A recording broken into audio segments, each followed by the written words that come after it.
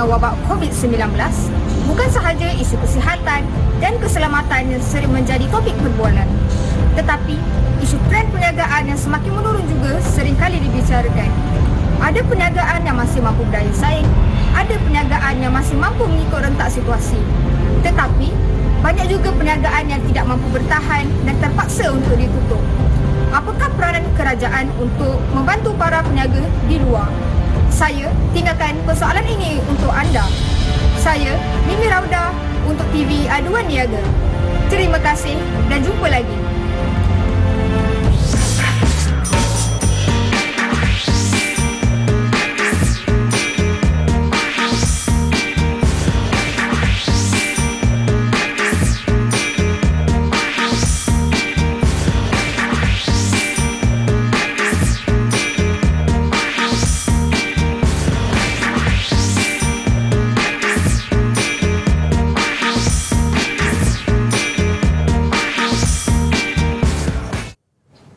Assalamualaikum, salam sejahtera. Selamat datang ke Menengah Atas bersama dengan saya, Akmal Nazri. Mungkin anda semua tertanya-tanya, kenapa saya cakap macam ni? Ini semua ada kena-mengena lah dengan gimmick tadi tu kan. Tapi saya pasti anda pun dah tahu dah siapakah guru yang akan kita mengajar kali ini. Tapi sebelum itu, saya ingin memperkenalkan terlebih dahulu juru bahasa isyarat kita iaitu Cikgu Amira. Apa khabar Cikgu Amira? Alhamdulillah. Itu dah juru bahasa isyarat kita kali ini iaitu Cikgu Amira Huda. Okey, jadi tanpa membuang masa, inilah dia yang cikgu megang obor itu, Cikgu Hamzi. Assalamualaikum Cikgu. Waalaikumsalam warahmatullahi wabarakatuh. Ya, lama tak jumpa tiba-tiba dah pegang obor. Kenapa Cikgu? Tu gimmick je, Mal. Gimmick je lah. Ni Cikgu, sebut pasal gimmick kan. Yeah. Yang mana kali ini di dalam Menengah Atas, kita belajar bagi mata pelajaran perniagaan. Tetapi saya pasti ramai murid tertanya-tanyakan, apa kaitan gimmick tadi tu dengan mata pelajaran perniagaan kali ini? Cikgu Hamzi, silakan. Ya, Mal. Jika murid-murid dan Akmal sendiri dengar apa yang disebut oleh wartawan, wartawan cilik tadi tu. Betul. Ada berkaitan trend semasa dalam perniagaan di mana kerajaan perlu memainkan peranan dalam membantu usahawan dan peniaga-peniaga di Malaysia ini. Seperti saya, Cikgu. Ya, meniaga ke? Saya jual popiah, Cikgu. Habis macam mana maju untung? Bolehlah. Jadi saya nak membawa murid hari ini untuk mempelajari topik berkaitan trend semasa dalam perniagaan. Jadi tunggu apa lagi? Mari kita mulakan bagi mata pelajaran perniagaan, iaitu babnya trend semasa dalam perniagaan. Silakan Cikgu Hamzi. Okey, Akmal, terima kasih. Sebenarnya trend semasa dalam perniagaan ini dipengaruhi oleh agensi kerajaan yang terlibat. Kalau ikutkan kementerian yang ada, kita ada Kementerian Perdagangan Antarabangsa dan Industri. MITI, pernah dengar? Pernah Cikgu. Seterusnya Kementerian Perdagangan Dalam Negeri dan Hal Ehwal Pengguna. Tahu Cikgu. Jadi ini antara kementerian yang sentiasa membantu peniaga dan usahawan lah melalui beberapa agensi yang kita akan pelajari hari ini. Jadi di dalam slot kali ini kita nak semua tahu tentang peranan-peranan agensi kerajaan dan apakah faktor-faktor yang mempengaruhi sesebuah perniagaan itu. Jadi boleh tak saya nak tunjukkan satu agensi kerajaan dulu? Boleh Cikgu Hamzi, silakan. Okey, satu agensi kerajaan. Dan nampak pun namanya pun dah tertera di situ, Bank Negara Malaysia. Okey, ini merupakan bank pusat. Kenapa dia bank pusat, Mal? Sebab dia sentral. Okey, betul, dan dia satu je lah. Dia satu bank pusat negara di mana bank pusat ini mempunyai beberapa peranan dalam mempengaruhi kehidupan peniaga ataupun usahawan. Jadi saya tunjukkan di sini beberapa peranan bank negara. Yang pertama ialah mengeluarkan mata wang negara. Betul. Mata wang negara mana-mana memang dipengaruhi oleh bank negara lah. Tapi bank negara kita mengeluarkan mata wang, apa nilainya, Akmal? Ringgit Malaysia. Alhamdulillah, ringgit Malaysia, tepat sekali. Okey, yang kedua kita merujuk kepada peranannya ialah memantau dan mengawal keadaan ekonomi negara termasuk dalam bidang perniagaan. Ada bidang-bidang yang lain. Betul. Tapi kita hari ini nak fokus tentang bidang perniagaan. Okey, yang ketiga kita nak meningkatkan kestabilan kewangan negara. Sebab apa? Setiap daripada peniaga atau usahawan ni, kejayaan mereka tu dalam perniagaan tu akan mempengaruhi pendapatan mereka. Betul. Sekaligus mempengaruhi kewangan dalam sesebuah negara. Kita boleh lihat sekarang jika ramai dah terlibat dalam perniagaan, secara tak langsung mereka telah meningkatkan taraf hidup mereka. Betul. Dan dalam situasi itu ekonomi negara kita pun jadi bertambah baik. Alhamdulillah. Okey, seterusnya Panjang sikit Akmal, boleh tolong baca? Okey, mengawal selia infrastruktur sistem pembayaran negara iaitu jurubank kepada kerajaan dan kepada bank perdagangan. Sekejap, apa maksudnya cikgu? Saya kurang faham lah. Okey, jadi mengawal selia ni, jadi segala sistem pembayaran dalam negara ni walaupun melalui bank-bank yang lain, dia diketuai oleh bank negara. Perbelanjaan kerajaan pun semua tu mesti melalui bank negara. Jadi selain daripada itu, sebagai penasihat kepada bank perdagangan, contoh bank-bank yang ada di sekitar kita ni merupakan bank perdagangan lah. Jadi segala kadar faedah yang ditentukan, kadar faedah pinjaman, kadar faedah simpanan, semua tu mesti melalui keputusan daripada bank negara sendiri. Okey, kalau ikutkan bank negara ni, pentinglah menentukan kewangan ataupun ekonomi sesebuah negara itu berada dalam keadaan baik. Jadi ini sebagai permulaan untuk topik dalam bab ini, bank negara lah yang akan menentukan agensi-agensi yang seterusnya yang kita akan tengok dalam bab ini. Banyak Akmal. Tajuk ini saya ingatkan kepada murid-murid untuk membuat catatan. Kerana apa? Dalam topik ini kita banyak fakta. Fakta ni kita nak goreng tak boleh Amal. Oi, mana boleh cikgu? Kalau soalan fakta ni kita tak boleh letak sebarangan. Betul kan? Betul tu macam cikgu. orang tanyalah pernah kenal Akmal. Dia orang mesti sebut benda yang fakta lah. Tak boleh kata Akmal rendah. Rendah tu saya lah. Okey. Contoh. Biar rendah tapi IQ-nya tinggi. InsyaAllah cikgu. Itu kita cubalah Akmal. Cikgu. Saya dah panggil cikgu pula. Ya. Okey, sebab itulah bab ini saya nak nasihat kepada anda semua yang sedang menyaksikan menengah atas ni kan. Sila berikan 100% tumpuan kerana Cikgu Hamzi berulang kali mengatakan ianya kebanyakan fakta kan. Betul. Tidak boleh digoreng. Sebut pasal goreng tu, saya nak pergi goreng popiah dulu cikgu. Okey, saya nak ikut boleh. Cikgu tunggu sini. Tunggu juga. Berada jangan ke mana-mana. Selepas ini kita akan kembali lagi dalam menengah atas. Cikgu, popiah nak berapa cikgu? 5. Okey, saya pergi goreng dulu. Terima kasih.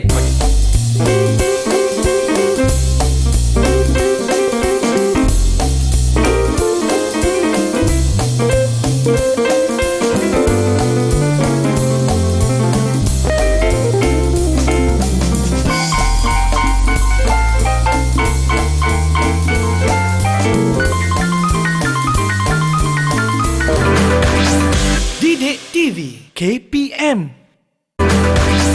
Didik TV KPM. Okey, masih lagi menyaksikan menengah atas bersama dengan saya Akmal Nazri dan juga cikgu kita, Cikgu Hamzi. Cikgu, minta maaf, popiah pun dah habis. Tapi apa kata kita sambung balik kita punya kelas kita, boleh ke? Boleh. Okey, mari kita. Okey, saya teruskan untuk peranan-peranan kerajaan. Kita mulakan dengan kerajaan pusat. Kerajaan pusat ya. Kerajaan pusat yang pertama sekali dari aspek perundangan, yang kedua aspek kewangan, dan yang ketiga murid-murid perlu tahu dari aspek perkembangan aktiviti perniagaan. Jadi di sini saya akan cuba mengulas topik-topik yang terdapat dalam peranan ini. Okey, daripada aspek perundangan kita boleh tengok bagaimana penggubalan undang-undang dilakukan, perlindungan pengguna dan juga pelepasan cukai. Dari aspek kewangan, ini sebut kewangan je Akmal pun tahu. Kewangan tentang apa Mal? Mata wang ringgit. Duit keluar masuk. Ya, duit keluar masuk. Sebut duit tu pandai tu. Cantik. Aspek perkembangan aktiviti perniagaan kita pecah kepada 3 dari sudut aktiviti promosi, aktiviti latihan dan pembangunan, serta aktiviti penyelidikan dan pembangunan. Istilah apa tu penyelidikan dan pembangunan Mal? PDP. PDP macam tak apa sedap lah. R&D pernah dengar? Pernah. Itulah dia. Research and Development. Okey, terima kasih. Jadi saya mulakan dengan aspek perundangan. Yang pertama ialah penggubalan undang-undang. Penggubalan undang-undang ini kita boleh lihat di mana setiap akta itu digubal untuk siapa? Untuk mengawal aktiviti perniagaan bagi melindungi perniagaan itu sendirilah. Contoh akta-akta yang wujud berkaitan perniagaan. Ini antara akta yang adalah, sebenarnya ada banyak akta. Jadi jika murid-murid lihat akta ini, ia memang terlibat secara langsung dengan perniagaan. Saya bacakan akta kontrak 1950, akta jualan barangan 1957, akta sewa beli, akta perkongsian 1961, akta syarikat 1965 dan akta perhubungan industri 1967. Akta-akta ni sebenarnya murid kita tak berapa suka sangat nak ingat lah. Sebab dia banyak main tahun kan. Sebab bila kita sebut tahun tu tak betul, jadi akta pun jadi tak betul lah. Jadi murid-murid perlu tahulah akta ini sebenarnya kebanyakan untuk melindungi perniagaan itu sendiri. Tak kira lah dari sudut pengguna maupun penjual itu. Yang mana mereka dilindungi kan? Ya, betul, dengan tepat adanya Akmal. akta ini. Okey. Okey, yang kedua dari aspek perundangan ini adalah perlindungan pengguna. Daripada akta tu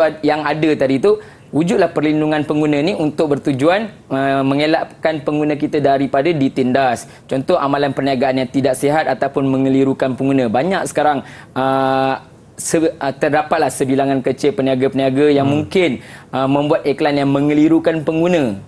Jadi dalam situasi ini pengguna ada hak untuk membuat tuntutan. Di mana dia nak buat tuntutan itu sama ada melalui tribunal tuntutan pengguna ataupun mahkamah lah. Okey. Cuma mahkamah tu kos dia tinggi urusan itu.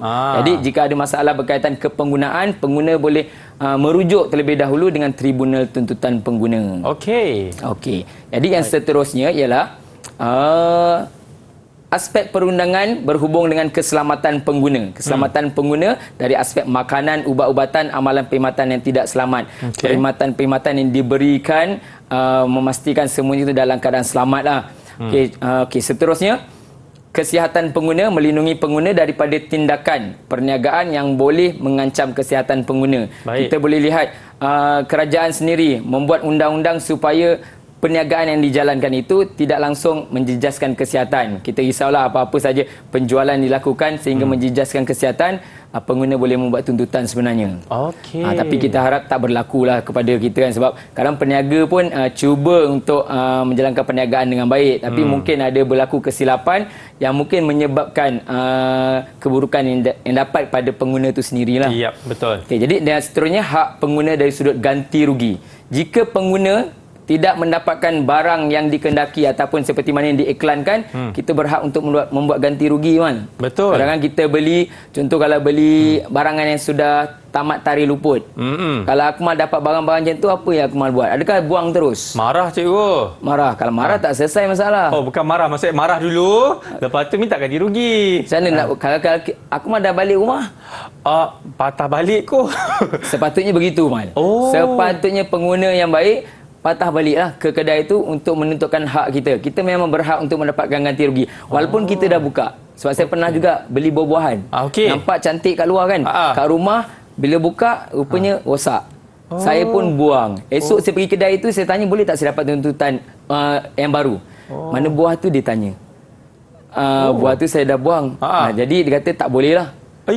Jadi kalau kita nak buat, sama ada buah tu kita simpan dulu sampai esok, tunjuk dan dia akan pulangkan balik. Dia dah, sebab kadang-kadang ada juga yang menipu, mengambil kesempatan. Jadi kita kena tahu hak kita di situ. Okey, yang seterusnya hak pengguna alam sekitar. Peniaga yang mencemarkan alam sekitar seperti pencemaran udara, air, bunyi dan tanah ini tak sepatutnya berlaku dalam perniagaan. Contoh kalau aktiviti perniagaan yang melibatkan penternakan, dia tak boleh senang-senang buat kawasan penternakan tu kat kawasan yang dekat dengan orang. Ataupun dekat dengan kawasan perumahan. Betul. Tiap-tiap hari rasa makan nasi lauk ikan pun rasa ayam.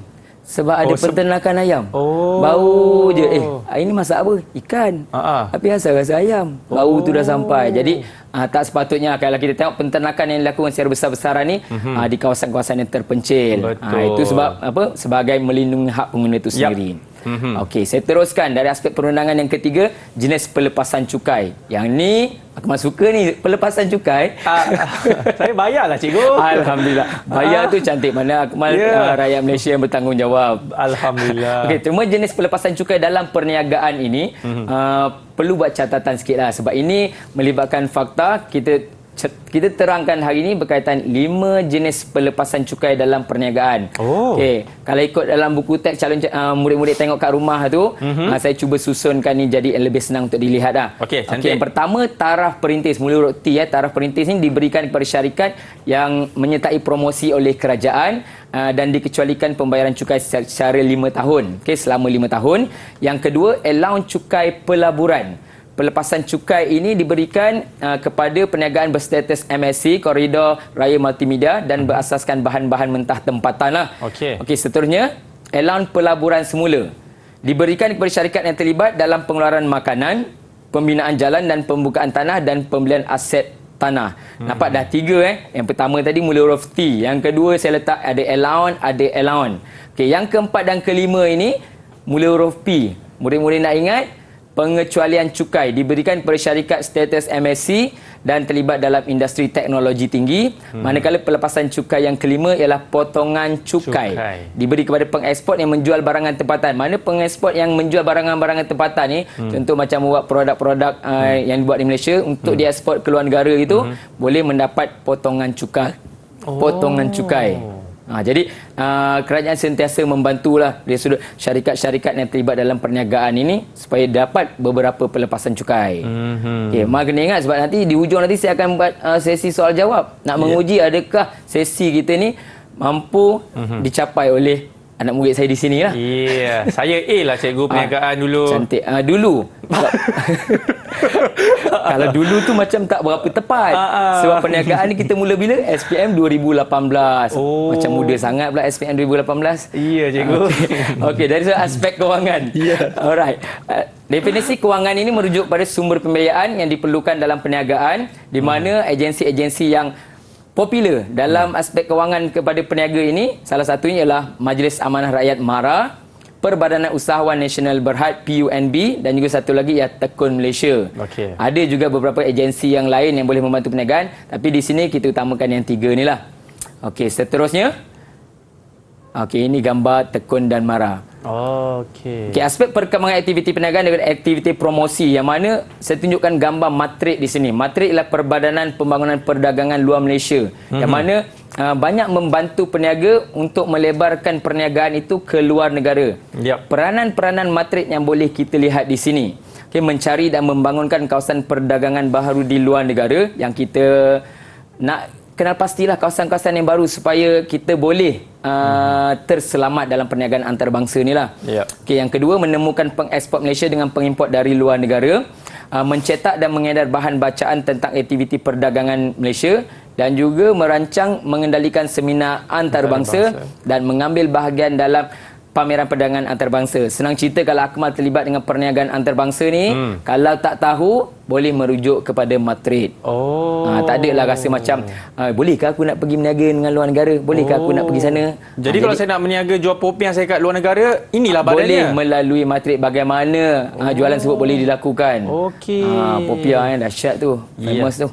Okey, seterusnya aspek perkembangan aktiviti perniagaan dari sudut latihan dan pembangunan. Di sini dalam buku teks tu menyediakan dari sudut latihan ini ialah Perbadanan Produktiviti Malaysia, MPC. Logonya begini, yang mana dia menyediakan input dalam bidang produktiviti dan kuantiti. Kita cuba memberi latihan kepada pekerja-pekerja supaya dapat meningkatkan kemahirannya sekaligus dapat meningkatkan kualiti pengeluaran produk-produk yang dihasilkan. Jadi MPC ini berkaitan memberi latihan. Latihan. Yang seterusnya, aspek perkembangan aktiviti perniagaan, penyelidikan dan pembangunan. Apa singkatan dia tadi, Mal? Yang mana cikgu? R&D. Alhamdulillah, cantik R&D. Sebab R&D itu satu istilah yang memang orang dah biasa guna. Jadi jika murid tak nak tulis penyelidikan dan pembangunan pun, sebenarnya dia tulis R&D pun kita faham. Research and Development. Tepat sekali. Di sini kita tunjukkan beberapa agensi yang terlibat dalam R&D ini, Research and Development ataupun penyelidikan dan pembangunan seperti MARDI. Betul. MARDI dia lebih kepada pembangunan dari sudut pertanian lah. Okey, SIRIM, MPOB dan TMB Research. Ini semua antara yang terlibat. Yang mana mereka memastikan produk yang dihasilkan itu menepati piawaian yang ditetapkan dan bermutu tinggi. Tapi yang paling popular sekali biasanya murid kalau saya tanya pun, dia tahu yang SIRIM. Kenapa dia tahu yang SIRIM? Biasa tengok kat mana Mal SIRIM ni? Dekat barang-barang elektronik. Okey, betul. Sebab barang-barang elektronik tu dia lebih nampak lebih beri perhatian lah. Kadang-kadang murid saya dia tak kata barang elektronik. Dia kata dia apa? bagi tu helmet. Helmet. Topi keledar betul. Sebab kalau topi keledar yang betul-betul mengikut spesifikasi dia, memang ada cop SIRIM tu. Kalau tak ada tu mungkin helmet yang tak berkualiti lah. Fufu. Apa tu? Helmet fufu yang bukan original lah. Tak original lah. Okey. Jadi ini berkaitan aktiviti untuk menambah baik produk tersebut.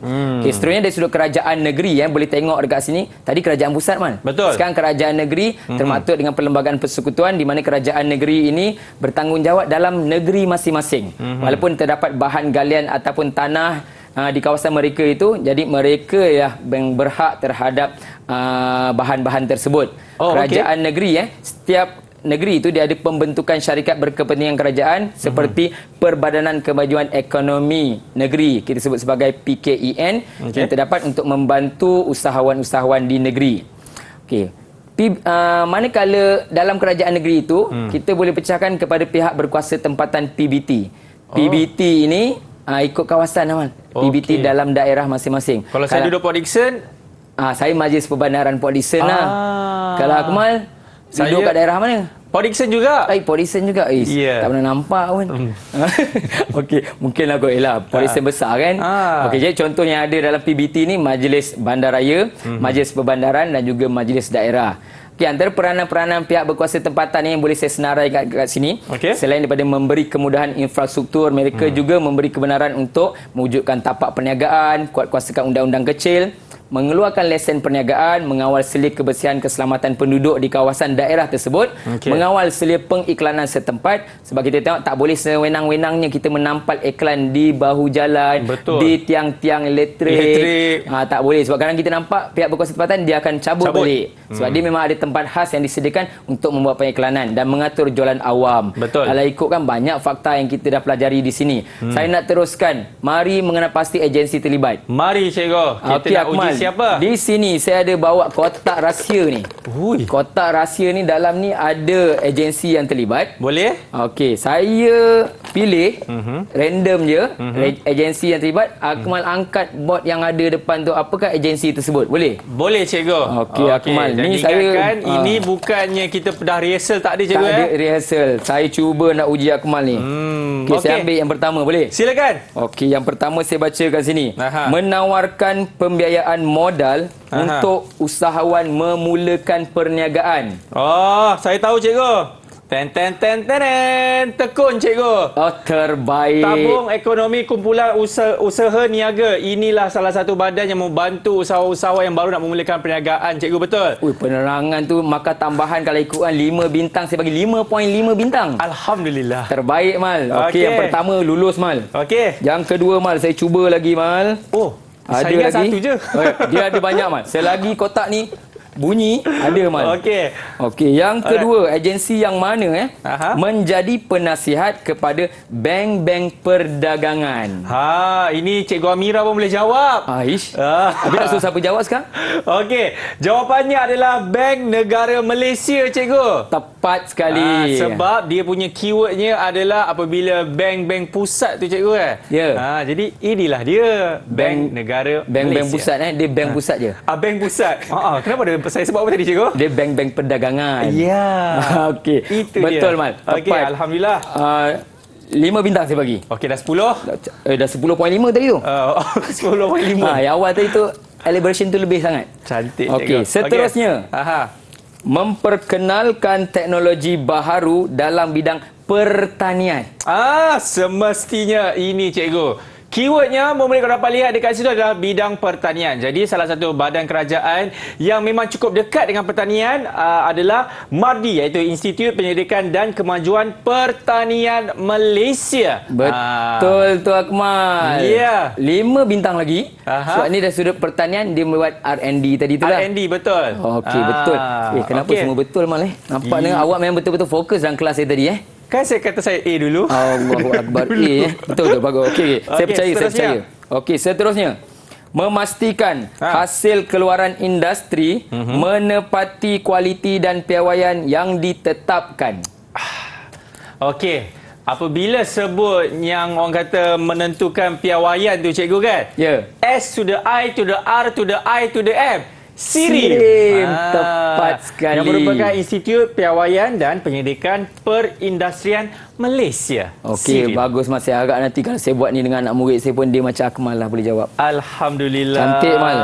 Okey, ada lagi, Mal. Okey. Seterusnya, dia menganjurkan seminar atau latihan untuk peniaga yang terlibat dengan perniagaan luar negara. Keyword di situ adalah luar negara. Jadi, agensi kerajaan yang orang kata memainkan peranan kan, membantu usahawan-usahawan ini untuk mengeksportkan produk mereka ke luar negara. MATRADE. Betul lah Akmal, Ya tepat Allah. sekali. saya dah rasa macam senang sangat ke soalan saya ni. Ya, bukan bukan mana Akmal memberi perhatian dalam kelas saya ini dan dia. 5 bintang lagi saya bagi tu. Ya, tak cukup cikgu, bagi 10 tak cukup lagi. Nanti ada lagi. Okey, terima kasih Mal. Cantik dah tu jawapan-jawapan yang diberikan. Ada lagi. Saya cuba lagi yang seterusnya. Akmal jangan ingat. Soalan terakhir cikgu, soalan terakhir. Soalan terakhir. Saya tak nak terakhir lagi Mal. Nanti orang cakap saya riak cikgu. Okey, jangan riak dulu.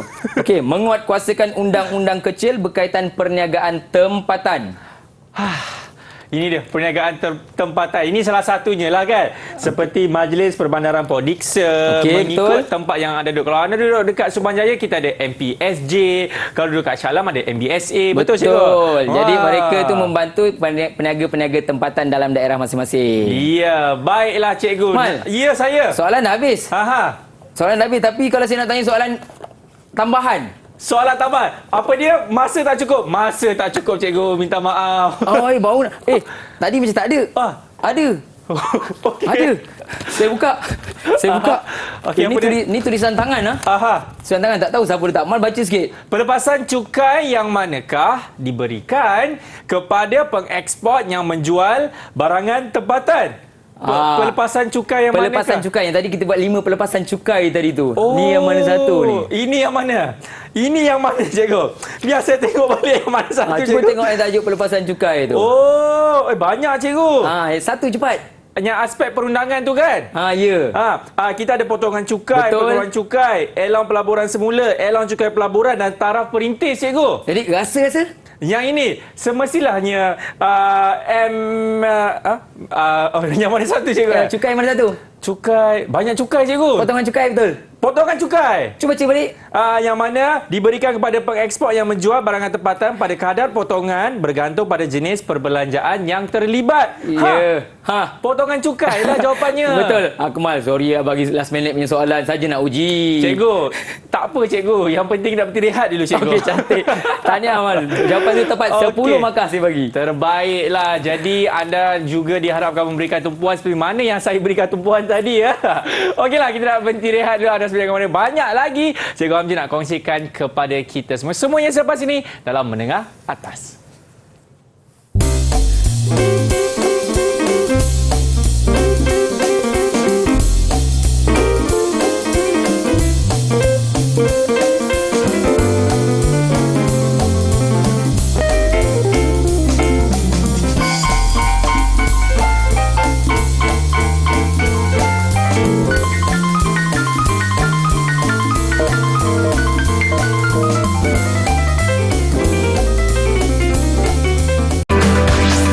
Didik TV KPM. Matrik itu fungsinya, MPPD itu fungsinya. Wah, nampak bijak di situ bukan? Alright, masih lagi menyaksikan Menengah Atas bersama dengan saya Akmal Nazri dan juga cikgu kita, Cikgu Hamzi. Cikgu, bagi lagi soalan dekat saya cikgu? Ada Mal. Okey. Silakan cikgu, kita teruskan kita Okey. punya kelas kita. Jadi untuk topik yang seterusnya, saya cuba membawa murid-murid berkaitan tajuk analisis faktor-faktor persekitaran yang membawa perubahan kepada sesebuah perniagaan itu. Baik. Jadi kita mulakan yang pertama dulu dengan faktor dalaman. Jadi faktor dalaman maksudnya dia mempengaruhi perniagaan itu secara langsung dalam perniagaan itu. Apakah faktor-faktor tersebut? Calon murid-murid kena ingat ada 7 faktor. Ya, itu yang pertama. Akmal pun kena ingat 7 faktor Okey, faktor yang pertama berkaitan kewangan. Dari aspek kewangan, kestabilan wang lah dalam perniagaan tersebut untuk perniagaan itu maju ataupun tidak. Okey, yang pertama kewangan. Yang kedua berkaitan pengeluaran. Sesuatu benda yang dihasilkan memenuhi keperluan kehendak masyarakat ataupun memenuhi cita rasa pengguna. Yang ketiga berkaitan teknologi maklumat dan komunikasi, kita biasa sebut ICT. Apakah kemudahan-kemudahan ICT yang digunakan dalam perniagaan itu yang menyebabkan perniagaan itu dapat berjalan dengan lancar. Okey, yang keempat ialah pemasaran. Pemasaran ini biasa kalau sebut pemasaran ni murid-murid akan ingat tentang promosi. Sebab apa? Dalam pemasaran itu sendiri memang ada tentang campuran pemasaran, penentuan harga sesuatu barang, bagaimana kaedah promosi dijalankan untuk barang tersebut, bagaimana barang tersebut diagihkan dan juga produk itu sendirilah. Kalau kita ikutkan singkatan dia berkaitan campuran pemasaran. Biasa kita sebut 4P. 4P. Product, place, price, promotion. Oh. Itu campuran pemasaran ya. Okey. Okey, seterusnya yang kelima berkaitan sumber manusia. Adakah pekerja yang ada dalam sesuatu perniagaan itu betul-betul berkemahiran, berkelayakan, rajin? Kalau Akmal saya rasa jadi pekerja dekat sebuah perniagaan tu nampak rajin. Nampak sekarang rajin. So harapnya macam itulah, jika rajin tu alhamdulillah cantik. Yeah. Okey, seterusnya penyelidikan dan pembangunan yang tadi kita sebut dengan dalam peranan agensi tadi. Di sini juga faktor dalaman R&D, penyelidikan dan pembangunan ini mempengaruhi sesebuah perniagaan itu. Oh. Okey, dan terakhir sekali berkaitan gaya pengurusan. Okey. Dalam banyak-banyak ni saya cuma nak kupas tentang gaya pengurusan ni. Kenapa Sebab yang sebab? lain tu saya dapat terangkan, Akmal tengok daripada perkataan ni pun dah boleh faham dia punya maksud. Cuma gaya pengurusan ni dia ada lebih penerangan sebab dia ada 5 gaya pengurusan yang boleh membantu perniagaan itu. Apa dia, Gaya cikgu? pengurusan ni merujuk kepada majikan lah. Okey. Di mana cara majikan mengurus perniagaan tersebut. Ada gaya-gaya dia. Nanti kita tengok adakah gaya tu gaya Akmal ataupun tidak. Okey. Gaya pengurusan yang pertama, laissez-faire, iaitu majikan memberi ruang ataupun kebebasan kepada pekerja di mana kemungkinan perniagaan tersebut gagal mencapai matlamat yang ditetapkan. Terlampau beri kesenanganlah kepada pekerja, Mal. Oh. Okey, laissez-faire, gaya pengurusan yang pertama. Okey, yang kedua, gaya pengurusan sokongan, di mana tahap perhubungan yang baik telah pun terjalin antara majikan dengan pekerja, tapi wujud risiko kegagalan. Macam Akmal buka perniagaan, ada kawan yang kenal, dia nak kerja dengan Akmal. Sebab dah kenal tu rasa macam tak apalah, aku ambil kau kerja sekali dengan aku lah. Kawan Jadi, di pasal. gaya pengurusan tu sebabkan dah hubungan yang terjalin tu, kemungkinan juga perniagaan tu boleh gagal ataupun boleh untung juga. Tapi benda tu mempengaruhi perniagaan tersebut. Okey, gaya pengurusan yang ketiga iaitu sederhana. Ini kira tengah-tengah lah. Di mana menunjukkan tindakan majikan yang menjaga hubungan dengan pekerja, pada masa yang sama cuba memberi motivasi lah untuk perniagaan itu kekal berdaya saing dalam perniagaan. Yang keempat, autokratik. Autokratik ni diganas sikit, kan? Oh, macam agresif. Ya, agresif. Di mana majikan terlalu tegas untuk mencapai matlamat yang ditetapkan, menimbulkan ketidakpuasan hati dalam kalangan pekerja, Amal. Okey. Macam Akmal nak buat kerja tu sampai pukul 5 petang, tapi tengah hari tu tiba-tiba ada hal kecemasan yang menyebabkan kena balik. Okey. Tapi bos kata, Akmal tak boleh balik. Awak selesai kerja belum? Belum, bos. Awak selesaikan kerja awak tu, bawa awak balik. Okey. Last kali memang kerja tu tercapai. Tapi apa Akmal rasa? Tak puas hati. Tak puas hati. Itu gaya pengurusan autokratik. Okey. Yang terakhir, gaya pengurusan demokratik, di mana menunjukkan tindakan majikan yang mengamalkan toleransi, menjadikan hubungan baik, mempengaruhi pekerja untuk terus bekerja. Ini gaya pengurusan yang paling baik, bang. Ya. Kalau jadi pengurus ke, gunakan gaya pengurusan demokratik. Ini yang terbaik. Okey. Daripada faktor-faktor dalaman yang kita tengok tadi dan gaya pengurusan ni, saya nak test lagi Akmal. Sebab tadi semua perfect, boleh jawab. Saya nak cuba pula yang ni, latihan uji kecakapan. Mari kita. Okey, ni senang, Mal. Betul dan salah je. Akmal pegang bot betul salah. Okey. Okey. Kalau benda tu betul, kekalkan di atas. Okey. Okey, boleh Ni Boleh. kita nak tengok pantas Okey. Okey, sedia? Mula. Baik, yang pertama, gaya pengurusan autokratik merupakan gaya pengurusan yang terbaik kerana boleh bertolak ansur dan bertoleransi dengan pekerja. Salah, tepat sekali. Soalan kedua, aktiviti pemasaran yang dilakukan secara berkesan akan mencetuskan trend perniagaan yang mendata. Betul ke salah? Salah. Okey. Oh, yang mendata. Saya dah ambil yang pantas tadi. Saya teruskan lagi. Soalan ketiga, menghasilkan sesuatu produktiviti yang memenuhi keperluan dan kehendak masyarakat merupakan faktor dalaman yang mempengaruhi kemajuan sesebuah perniagaan. Betul salah? Betul. Okey, saya teruskan yang keempat. Gaya pengurusan laissez-faire merupakan gaya pengurusan di mana majikan memberi kebebasan kepada pekerja yang mendorong kepada kegagalan kondisi mencapai matlamat yang ditetapkan. Alamak, Akmal lagi laju daripada saya. Ya. Okey, bagus. Saya teruskan dengan soalan terakhir. Okey. Faktor persekitaran yang bersih merupakan faktor dalaman yang mempengaruhi keuntungan sesebuah perniagaan kedai makan. Betul. Yep. Daripada 5 soalan, saya harap murid-murid di rumah dapat 5 betul. Ya. Akmal pantas, tapi ada 2 soalan yang salah. Ha? Apa dia, cikgu? Okey, nampak betul. Soalan 5 ni nampak macam betul, Man. Okey. Faktor persekitaran yang bersih merupakan faktor dalaman. Sedangkan dalam 7 faktor dalaman tadi, saya tak sebut tentang persekitaran yang bersih tadi tu. Itu faktor luaran kan? Tengok, saya belum ajar pun Akmal dah tahu. Jadi betulkanlah. Okey, jadi sepatutnya yang itu betul. Manakala yang satu lagi yang Akmal salah sebut tadi yang tu, ni. aktiviti pemasaran. Kan saya terangkan tentang pemasaran tadi. Betul. Pemasaran ini ada campuran pemasaran. Yap. Okey, aktiviti pemasaran yang dilakukan secara berkesan akan mencetuskan trend perniagaan yang mendata. Patutnya betul lah. Aku kata salah tu Tadi saya terangkat salah. Sekejap, saya nak pergi balik. Ke saya yang salah Sekejap, pemasaran tu faktor dalaman. Itulah. Kalau berkesan tu sepatutnya tak mendata, sepatutnya meningkat lah. Meningkat. Jadi saya jawab Okey. salah. Jawapan Akmal tu betul. Saja je saya nak test Akmal. Mana betul lah memang Akmal tu memang bijak lah. Ya, cuma satu je yang salah soalan nombor 5 tadi Ya, kan. soalan 5 tadi je yang salah. Yang mana persekitaran yang bersih tu itu merupakan bukan faktor dalaman tetapi faktor luaran. Betul, cikgu? Ya, Akmal. Lepas ni pergi belakang saya nak bagi bintang. Cantik, Ada cikgu. 5 bintang saya nak bagi. Okey, cikgu nak bagi bintang kepada saya. Anda semua jangan ke mana. Selepas ini kita akan kembali lagi dalam Menengah Atas. Wah, cikgu, bintang tu macam mana, cikgu? Jom. Saya Jom, nak kita.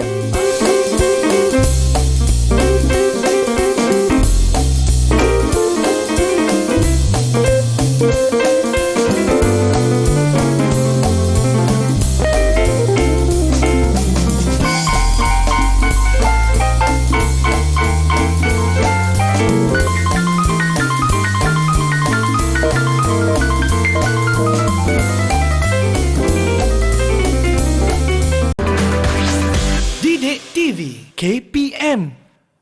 Banyaknya bintang cikgu bagi. Terima kasih, cikgu. Alright, masih lagi bersama dengan saya Akmal Nazri dan cikgu bintang kita, cikgu Hamzi. Cikgu, saya nak belajar pula mengenai apa ni faktor luarannya. Ya, tadi kita dah belajar faktor dalaman. Jadi faktor yang juga mempengaruhi sesuatu perniagaan itu ialah faktor luaran. Okey, mari kita. Jadi faktor dalaman biasanya kita dah tahu ada 7. Manakala faktor luaran di sini ada 6 faktor luaran yang boleh mempengaruhi perniagaan itu sendiri. Betul. Yang pertama kita rujuk ialah politik. Keadaan politik dalam sesebuah negara akan mempengaruhi perniagaan itu boleh berkembang ataupun tidak. Okey, yang kedua berkaitan ekonomi. Okey. Keadaan ekonomi yang melanda memang mempengaruhi secara langsung. Ketika negara di dunia ini dilanda pandemik, didapati banyak negara yang mengalami kemerosotan dalam ekonomi, betul Mal? Setuju. Bukan setakat kemerosotan ekonomi negara, poket kita pun merosot juga dari sudut ekonomi itu, Mal. Okey, yang ketiga dari sudut undang-undang. Mana setiap negara itu ada undang-undang yang ditetapkan yang boleh mempengaruhi perniagaan itu sendirilah. Kita tak boleh senang-senang suka-suka hati berniaga kan. Betul. Adalah peraturan ditetapkan. Okey, yang keempat ialah berkaitan teknologi yang digunakan. Kita boleh tengok perniagaan yang boleh bersaing dan boleh kekal berdaya saing itu di mana perniagaan itu mempunyai teknologi yang lebih daripada orang lain. Contoh kalau kita tengok orang photoshoot kahwin Akmal dah kahwin kan? Alhamdulillah. Okey, terima kasih jawab. Macam lambat Kenapa sikit. cikgu tanya soalan macam ni kat saya, cikgu? Okey, jadi bila orang kahwin tu biasanya ambil cameraman untuk photoshoot, betul? Betul. Ada photoshoot biasa dia mungkin pakai kamera, tapi yang lebih sikit dia pakai apa? Dia pakai drone. Pakai drone sekarang. Itu nampak teknologi itu boleh menyebabkan perniagaan dia semakin orang cari. Okey, yang kelima berkaitan ekologi. Ekologi ni adalah yang merujuk kepada keadaan persekitaran ataupun alam sekitar yang boleh mempengaruhi perniagaan ini. Ni yang bersih kat kedai makan semua Betul. tu kan? Kalau kita berniaga kedai makan kita walaupun makanan sedap, tetapi mungkin boleh menyebabkan perniagaan kita tak maju disebabkan persekitaran kita yang tidak bersih. Okey, yang keenam ialah sosio-budaya. Keadaan sosio-budaya ni ialah macam di negara kita, untunglah kita hidup dalam masyarakat yang pelbagai kaum. Jadi pelbagai kaum inilah yang sentiasa menjadi pelanggan kepada peniaga-peniaga ini. Jadi semakin banyak kaum membeli produk-produk yang ada di pasaran ni, maka semakin beruntunglah perniagaan itu. Betul. Tak semestinya satu kaum je yang pergi. Okey, jadi benda ni mempengaruhi perniagaan. Jadi kat sini ada 6. Okey. 6. Boleh saya teruskan, Man? Boleh, cikgu. Sebab ni faktor luaran macam simple kan, macam senang. Saya nak cuba menguji tahap penguasaan Akmal terhadap tajuk ni lah. Ha. Boleh Sebab tadi cikgu. bintang tu saya macam dah banyak sangat bagi. Tapi kan cikgu, mengenai faktor luaran ni kan, mungkin cikgu boleh berikan sedikit penerangan kan antara ke-6 ni, apa antara faktor luaran yang murid patut titik beratkan cikgu? Kalau titik beratkan, dari sudut istilah ni sendiri pun, murid-murid biasa kenal dengan politik, ekonomi, undang-undang, teknologi, ini biasa. Istilah tu biasa. Cuma perlu tahu, ini faktor luaran, mana faktor itu, kalau perniagaan tu bagus pun, tapi keadaan ekonomi ataupun politiknya tak stabil, perniagaan tu terpaksa ditutup. Sebab mungkin berlaku kacau bilau, masyarakat yang bergaduh-gaduh. Kita boleh tengok dekat negara lain contoh yang berlaku. Macam negara kita, Alhamdulillah setakat ni saya rasa aman dan damai. Aman damai tu jadi nikmat tu patut kita syukurilah. Okey, yang perlu dititik beratkan ni ekologi dengan sosio budaya, sebab istilah ni kadang jarang murid kenal pasti. Betul. Ekologi berkaitan persekitaran alam sekitar tadi, manakala sosio budaya masyarakat yang pelbagai kaum. Pelbagai kaum. Okey. Saya nak terus dengan soalan. Ya, saya cuba untuk lari daripada soalan tu tapi tak boleh juga. Okey, tak boleh lagi. Saya tengok soalan. Saya sila pilih sampul soalan. Nampak ada sampul sini Mal? Tak banyak. Saya ambil A lah untuk Akmal. Ambil Akmal, saya dah agak perkara ini akan berlaku. Ya. Okey. Akmal, tolong bacakan. Okey, soalannya adalah maklumat berikut berkaitan dengan satu faktor luaran yang mempengaruhi perniagaan. Okey, yang mana soalannya, kerajaan telah memperkenalkan cukai barang dan perkhidmatan atau lebih mesra dipanggil GST pada kadar 6% bermula 1 April 2015. Jadi, soalannya, apakah faktor luaran tersebut? Adakah A, gaya pengurusan, B, undang-undang, C, sosio budaya dan juga D, pemasaran. Mengikut apa kehendak soalan, saya memilih B untuk undang-undang kerana tadi cikgu ada menerangkan apa fungsi undang-undang ini untuk faktor luaran. Cikgu Hamzi. Mana saya dah tak payah nak terangkan lagi Amal. Segala saya nak terangkan tu awak dah cakap, awak dah bagi jawapan sekali dengan penerangan. Sebab memang patutlah bintang tu berlebih-lebihan saya bagi ke awak. Betul. Tahap penguasaan yang baik tentang tajuk yang saya ajar. Terbaik. Alhamdulillah. Betul. Betul kan? Sampul A ni macam senang sangat nak cuba juga sampul B tu. Boleh cikgu. Boleh. B untuk boleh. B untuk boleh. Sebabkan boleh, saya teruskan dengan sampul B. Okey. Macam rugi pula tak jawab okey. Apakah faktor luaran yang mempengaruhi trend meningkat bagi sesebuah perniagaan? Trend meningkat tu maksud merujukkan perniagaan tu yang positif lah. Okey. Alright. Boleh tengok jawapannya. Okey. A, menawarkan produktiviti yang lebih baik. B, mendapatkan sumber pembiayaan bank. C, mempunyai pelanggan pelbagai kaum. Dan D, memiliki pekerja yang berpengalaman. Sekali baca Mal, jawapan ni macam semua macam betul. Macam semua meningkat. Betul tu cikgu. Tapi macam mana kita nak... Okey, kalau soalan macam ni lah kan cikgu, bagaimana kita nak menjawabnya cikgu? Sebab kalau bagi pandangan saya, semuanya macam seakan betul je cikgu. Okey, jadi saya ingatkan kepada Akmal dan murid-murid semua, soalan macam ni kita kena pasti dulu apa key point soalan. Ialah faktor luaran tu.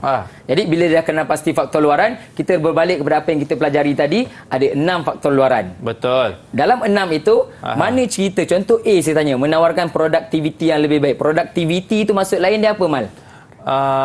Maksud lain produktiviti cikgu apa cikgu? Pengeluaran kan? Pengeluaran. Pengeluaran ada ke dalam faktor luaran tadi? Itu dalaman. Bagus, ingat. Okey, terbaik. jadi A salah lah. A salah, potong. B, mendapatkan sumber pembiayaan kewangan. Ini dalaman. Kenapa dalaman? Sebab kita pinjam duit tu, saya ingat tu ada bank negara, ada aspek kewangan. Aspek kewangan. Tepat sekali. So antara C dengan D. Sekarang saya tak nak bagi tahu. Akmal pilih C dengan D. Mana jawapan untuk soalan ini? D semestinya faktor dalaman. Saya memilih C, mempunyai pelanggan pelbagai kaum. Ini merupakan salah satu sosio budaya dalam faktor luaran. Tepat sekali Mal. Kerana soalan tu dia tak direct sebut sosio budaya. Dia buat situasi dalam keadaan macam ni pun betul jawapan faktor luaran tu. Mal memang terbaik lah. Bintang tu kalau bagi keluar poket semua ni, bagi bintang. Ya cikgu. Alhamdulillah. Tahap penguasaan yang baik tentang topik faktor luaran yang dipelajari pada hari ini. Terima kasih Cikgu Hamzi. Nampaknya kita pun dah sampai di penghujungnya. Tapi sebelum itu, Cikgu, mungkin Cikgu boleh berikan rumusan kan apa yang kita dah belajar di dalam bab kali ini, iaitu babnya trend semasa dalam perniagaan. Silakan. Okey, dalam tajuk trend semasa dan perniagaan ini kita dapat lihat peranan-peranan agensi kerajaan dan juga faktor yang mempengaruhi perniagaan itu. Di mana saya mengharapkan murid-murid dapat mengenal pasti sekurang-kurangnya 2 peranan dalam setiap agensi kerajaan yang membantu dalam perniagaan ini. Betul. Dan juga daripada sudut faktor dalaman dan luaran itu, murid dapat membezakan 7 faktor dalaman yang mana, Ya. manakala 6 faktor luaran itu di mana. Kerana jika soalan yang ditanya dalam peperiksaan, calon perlu kenal pasti yang mana dalaman, mana satu luaran. Jika Betul. calon kenal pasti, tak kiralah ayatnya dalam bentuk pelbagai ayat macam mana pun, calon insya-Allah boleh jawab dengan baik bagi soalan begini. Amin. Calonnya seperti saya. Cikgu, sebut pasal calon seperti saya ni, bagaimana saya punya prestasi keseluruhan, Cikgu Hamzi? Saya macam jaranglah jumpa murid yang terlalu cemerlang macam ni. Ya Jadi Allah. saya rasa seronok mengajar hari ni dapat murid yang cemerlang. Alhamdulillah. Kalau dapat bintang tu memang dapat 5 bintang lah. Penguasaan yang baik terhadap topik yang dipelajari. Saya harap Alhamdulillah. murid-murid di rumah pun sama macam Abang Akmal kita Ya, ni. jangan panggil abang. Alamak. Akmal cukup. Akmal. Okey, tak kepada murid-murid. Ya, okey cikgu. Tapi kalau guru-guru ataupun murid-murid kan nak buat bahan rujukan mengenai mata pelajaran ni cikgu, kat mana cikgu Okey, bagi murid-murid yang mungkin terlepas ataupun nak buat ulang kaji tentang topik ini, Ya. boleh merujuk kepada portal Delima. Terima kasih banyak kepada cikgu dan juga kepada cikgu Amirah kita selaku jurubahasa isyarat kali ini. Baiklah, kita akan berjumpa lagi di soal seterusnya dalam Menengah Atas. Saya Akmal Nazri. Ingat, sentiasa jaga diri. Assalamualaikum. Bye-bye. Okey cikgu, betul ke salah? Yang mana Betul. satu? Betul. Salah. Betul.